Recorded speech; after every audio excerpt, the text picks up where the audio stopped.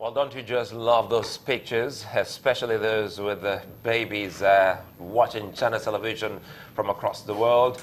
Well, we'd love to see more and more of them come in, and people have started sending in their videos, a pretty short one, not more than 15 seconds will do, and shortly we're going to have a collage of all your videos and put them out probably before this particular election closes. And of course, recall that these are very, very easy things for you to do. All you need to do, send them to us, Nigeria2015@channelstv.com. We also have our eyewitness platform there for you to send your videos as well as pictures. You know what you do, go to the App Store, download the Channels TV app, and of course, once it's installed in your device, you hit it, go to the eyewitness platform, and you'll be right there with those reports and eyewitness accounts for you. Well, now the studio is live, Nigeria 2015 here on Channels Television. And well, I'd like to welcome our guest and analyst this morning, Charles Nwokedi. He's a blogger and a political analyst. Thanks for joining us. Good morning. Morning, thank you. And of course, Dr. Chima Nnaji, he's a lawyer as well as a political analyst. Good to have you this morning. Pleasure. Good morning. Well, what were the roads like? Because before you joined us, Mark and I, as well as Nyota, we're trying to look at, drawing a comparison between the flow of traffic today and what we saw on March 28th. Does any difference, hit you when you step out of your house? Certainly. The roads are free. Of course, you know that legally movements are restricted only within your own area, except you are on essential duty, so to speak, and you have been so authorized by INEC to make that passage. So I think the roads are very free. You have a little movement because we had to leave very early. Some people were trying to beat the time, 8 o'clock. So naturally by 4 or 5, a lot of people were already moving. Perhaps moving to the areas where they registered. But I cannot see anybody doing intercity, because if you leave Lagos, you'll be caught in Ogun State or caught in Ondo or some other places. So it makes no sense. Yes, so I think, but talking seriously, that is why I'm insisting that we must depersonalize the process and allow technology to drive the process so that we don't have to spend the man-hour. Time is wasted. I passed through ShopRite. I saw the entire edifice completely knocked down. And you see the monumental loss. And the same thing with many other people doing business and so on. It should be that election should be a thing of joy. You just walk in as you do in many other climes, and you walk out and go for your normal business. Okay? And in fact, I will not give any signposting or signal to anybody to do thuggery, because life is normal. So that is why the multiplier for technology-driven process is enormous, unquantifiable. Oh, well, we were mentioning this in relation to the fact that we thought that security was, or people had, the anxiety people felt was not as much as what they felt on the 28th. So you found a lot more people moving about today. Maybe some of the precautions that were taken last week, people have found out that that was totally unnecessary. Oh, sure, there's confidence in the electorate. They intend to come out. And like we agreed yesterday, this election, even though it's not presidential or national assembly, is even more important in the sense that it is tangible. You could see the relationship between yourself and those who govern you. You could see them on television, you could feel them. If you want to go and touch them, you are most likely to do so, or more likely to do so than those other guys that are in Abuja. So, and of course, the stakes are very high, especially here in Lagos, and in many other places where the governorship, especially the contention is between the two major political parties, and there's no love lost between them. And that has helped also to psych up the voters to take position one way or the other. So, Nwokedi, what's the feel you're getting out there? You're a blogger, that means you get to talk with these people on the social media platforms and even physically, but what is it that you heard from? Well, basically speaking, I think we've come a very long way. and I'm very excited. People are very excited at the way democracy is taking root in Nigeria today. I understand what the gentleman is saying about technology, driving elections and all that, but we're on the way. You know, it's, we're going to get there. It's not going to happen overnight. We've had a lot of problems in the past with rigging, thuggery, violence, and all that. And after the first election, the presidential election, we've jumped a major hurdle.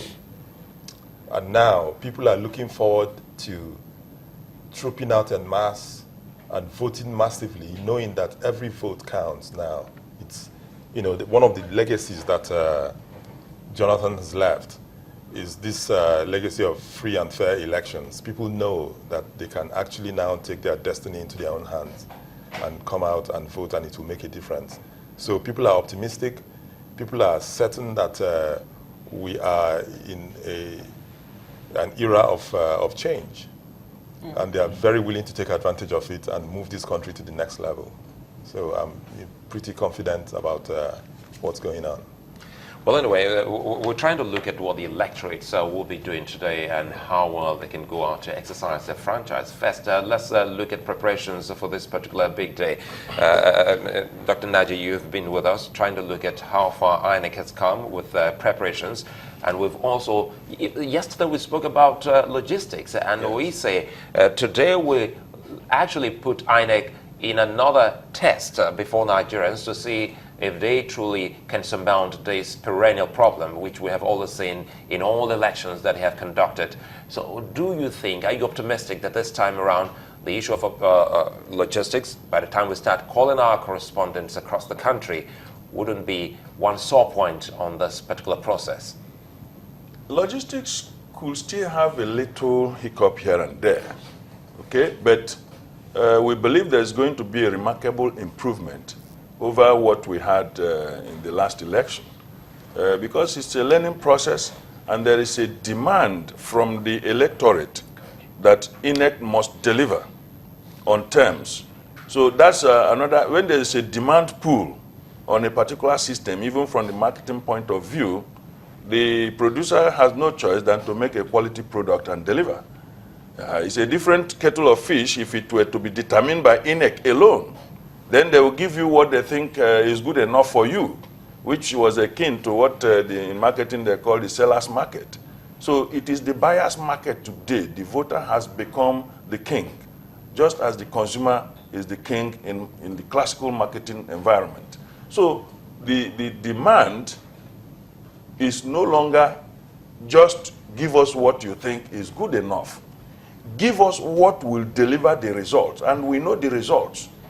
Good, credible, reliable electoral results delivered from a rather unblemished process. If you like, no process might be 100%, but even the Electoral Act talks about substantial compliance with the rules. Once it is transparently seen, and I have always said, the problem is not in making mistakes, but is that mistake honest mistake? Is it rooted in ignorance, which is ab initio you're supposed not to have been there? Because results are not produced by serial mistakes. Okay? If you had the competence and there was a mistake, that is why the law says substantial compliance. Mr. Nnaji, there is room to make small mistakes, but that mistake should not be colossal as to affect the system. I was going to say that word substantial, it's been bandied. I mean, in all the elections we've had in this country, yes, we've heard that word substantial. Many people want to know what exactly defines substantial. Now, you see, that statement, that clause is for the law courts to interpret. But, as a lawyer, if you have 100 units of something, okay, you are in an exam, and say that you must substantially score on this measure, the 100 unit measure, it means that anything from 60, 70%, you understand, is compliance. But to be substantial, substance means something you can feel, tangible, so to speak. If you are talking about 80%, that should be substantial. If you're talking about 85%, that should be substantial. And if God helps you, you make it 90. I don't think anybody will complain at that because of the frailties of human contrivances. Some might argue because in the examination, 45 is a pass. That's a pass, but And not that will substantial pass.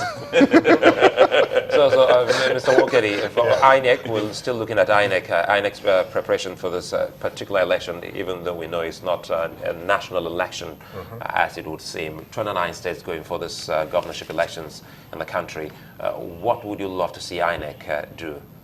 Well, basically, the first election that they've conducted has been successful, the presidential. So I would like to see them continue as they have done in the first one. And there were some lapses